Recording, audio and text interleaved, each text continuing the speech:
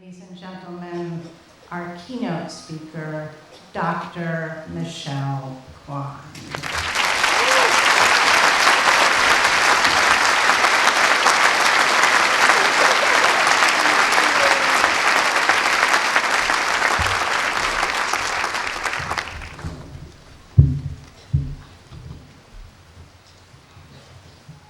Hi, everybody. We even have beautiful sound of rain for this glorious occasion. Thank you so much, and good afternoon. Chairman Altis, President Gross, trustees, faculty, parents, and members of the class of 2010. You're very kind to invite me to this 83rd commencement of Southern Vermont College. What a joyous occasion, and what a lovely place. I thank you for letting me share in the moment. It's been a pleasure to meet my fellow honorees Ed Harrick and Jim Wainscott, and I appreciate President Gross's very warm introduction. If you listen carefully to our description of my career, you might have noticed that I'm still a student myself, with a year to go in a master's program. And I must be the only commencement speaker in the country that just handed in 3 term papers. And now that I've got this honorary doctorate degree, I wonder how my professors will react if I insist that they call me Dr. Kwan. But around this campus, let's keep it informal. You can just call me Michelle, the Mountaineer Maniac.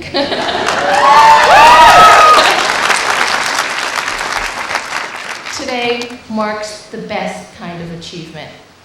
Hard-earned, encouraged by others, celebrated in a moment, and lasting a lifetime. An awful lot of people go through life wishing that they got more education. But that's one regret that you'll never have. In all the days to come, never forget this one. Always treasure what you accomplished at this great college.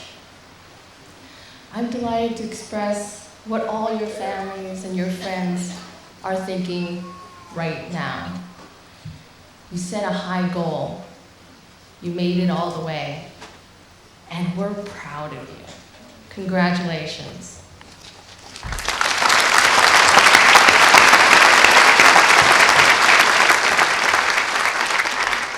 You're each on a new path starting today. And I know the feeling because I'm on one myself. And it's a kind of a different experience for me because there's no ice on the road ahead. My competitive skating career is behind me, more or less, and I've settled into the routine of a student life.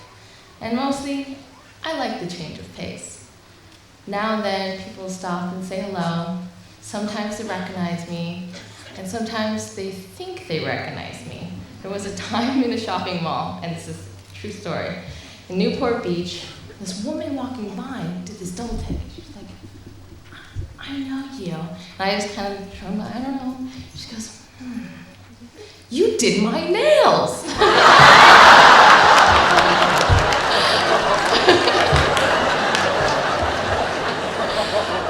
True story. As far back as I can remember, skating was basically everything to me. And for a while, I thought it would always be so. When I thought of the future, I never pictured grad school. But in fact, it would seem enough just to finish up my college degree, which I managed to do in a 10-year plan. So if you finished in 5 years, you beat me, hands down. But when you have a career like figure skating, in which 28 is considered old, you better be flexible. And that's not just doing spirals. You better be flexible because sooner or later, and probably sooner, you have to adapt, change course, and give new things a try. Maybe some of you, right at this moment, feel that way. As you close one time in your life, and you begin another, it's a safe bet that you and I will face more transitions up ahead. And graduation might be among the easier ones. So my attitude is prepare for the new, however unexpected. And don't linger in the old, however comfortable. Sometimes we just gotta move on, content with what we had and preparing for whatever may come. That frame of mind doesn't come naturally. Well, at least it didn't for me. You know, I'm the type who wants to know what is next and exactly what is expected of me. As a skater, my whole life was about planning, practicing, and competing, and nothing was left to chance. After a while, I found myself looking at almost everything that way. I remember thinking, by the time I'm 30 years old, I'll have everything under control. My past goals met, my future mapped out, and my life a picture of stability. Wouldn't that be great? Well, I'm 29 and birthday's right around the corner, so I'm thinking, why don't we make it 40? I guess that's a common mistake, whether it's winning a competition, finishing a degree, getting the right job, paying off the loan, or finding the perfect partner. We always imagine that at some point, all the waiting and the worrying and striving will finally be over. We expect some sort of magic arrival when all the pieces settle permanently into place and life can finally begin. Isn't that great? But I'm starting to realize, and maybe you are too, that things don't usually turn out that way. Just when we think we have it all figured out, everything right where we want it, there is always some new challenge to contend with. So even while we pursue our goals, we shouldn't put off enjoying life, thinking happiness waits for us in some far-off destination. We should take life on its own terms and look for happiness in the here and the now.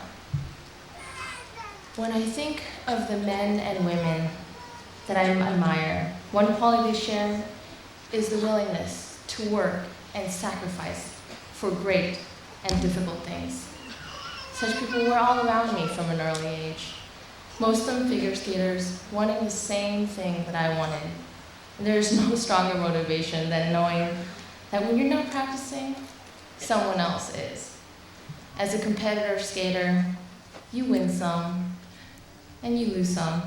But on the good days, and even on the bad ones, I found in skating what people discover in every hard endeavor, whatever it might be, that the finest moments aren't necessarily when you finish first, but simply when you gave it your best, when you did it with heart and soul and held nothing back.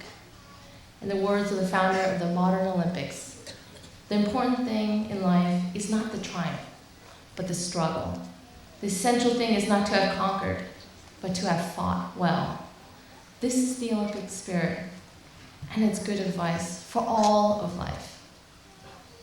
Of course, in most pursuits, you can't look up on the scoreboard and know exactly where you stand.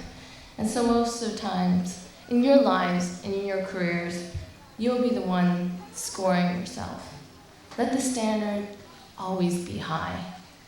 In any field or calling, there will be moments when you're tempted to take the easy path, to settle something short from best and call it, that's good enough.